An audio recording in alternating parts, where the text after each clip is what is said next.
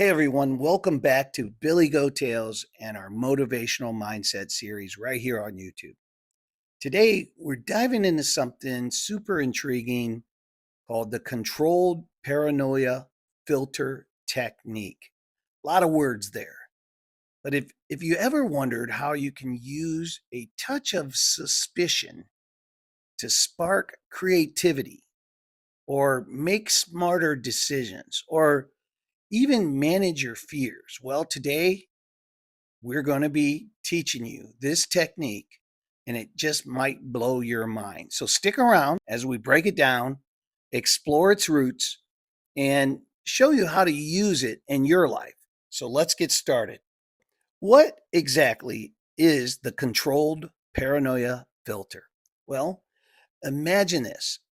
You're hyper aware, noticing every detail, maybe even suspecting hidden connections or hidden risk, like a detective in a movie.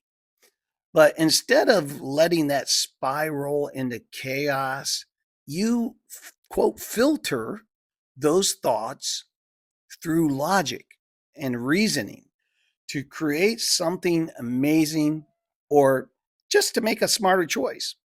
It's like being paranoid, but in a controlled, productive way. Now, it's not an official term you'll find in textbooks, but it seems to blend three cool ideas.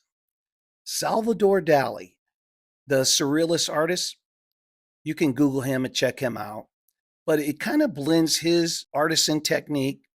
It also takes into account some psychological tools for managing paranoia and some strategic thinking from top leaders around the world. And it blends them all into one to make this cool new technique that we can use in the real world. So let's just kind of unpack each one. First up, let's talk about Salvador Dali, the quirky little artist with the wild mustache. You've seen pictures of him, I'm sure. In the 1930s, he created something called the paranoid critical method.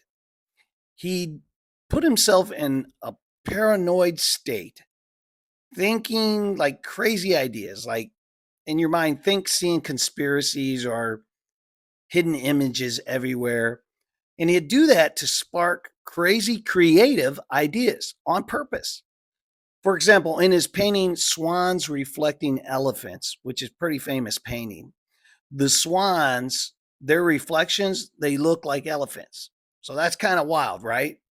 But here's the key. Dali didn't just let his imagination run wild. He controlled it like a filter to turn those bizarre thoughts into precise, mind blowing art. The controlled paranoia filter could work the same exact way for you. Use a burst of, let's call it wild thinking, then refine it into something creative, like a story or a design or even a solution, a creative solution. So now let's shift our gears and go into the mental health piece. So paranoia can be tough, right? Feeling like everyone's out to get you or something bad's out going to happen to you. But the controlled paranoia filter might borrow from psychology, like cognitive behavior therapy, they call it CBT. And here's how it works. You notice those suspicious thoughts, but instead of believing them, you question them.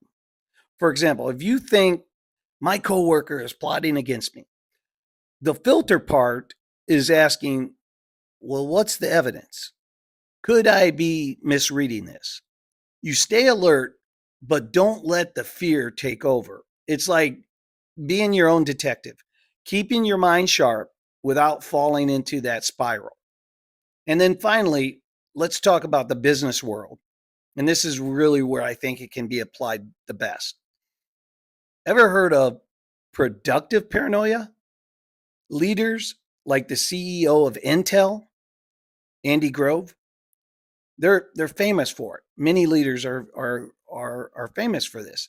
They'd imagine worst case scenarios like a competitor stealing their market, but instead of panicking, they'd filter those fears into smart business plans, like building extra cash reserves or extra backup strategies.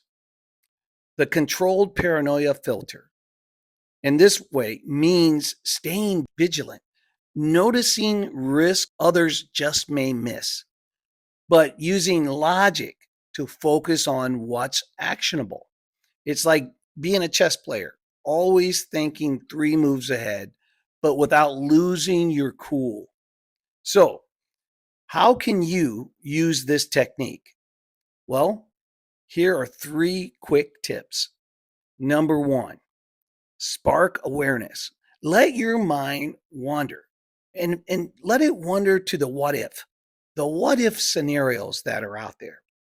What's the worst that could happen? What connections do you see? Don't judge yet, just explore. Number two, apply the filter. Ask critical questions. Is this really realistic? What's the evidence? How can I use this idea in a productive manner? And then number three, take action, right? We always say in Billy Goat Tales, think it, say it, do it, but take action. Turn your filtered thoughts into action. Write a story, plan for a risk, or solve a problem create with creativity. So, in essence, one, imagine, two, questions, and then three, act, take action. With examples like writing or planning. Whether you're an artist or managing stress or planning your next big business book, this technique helps you harness suspicion without losing control. So there you have it. The controlled paranoia filter. This technique, it's like a superpower for creativity, for mental clarity, and for strategy. So try it out this week. Maybe brainstorm a project or a question. Just try it out and let me know how it goes in the comments below. I'd love to hear about this. See if it works for you. It has worked for me and some of the most famous creative people on the planet use this. They use this technique. So until next time, stay curious, stay sharp, and keep filtering. See you in the next video. You can be tough, you can be hard. If you are not a giver, here's my card.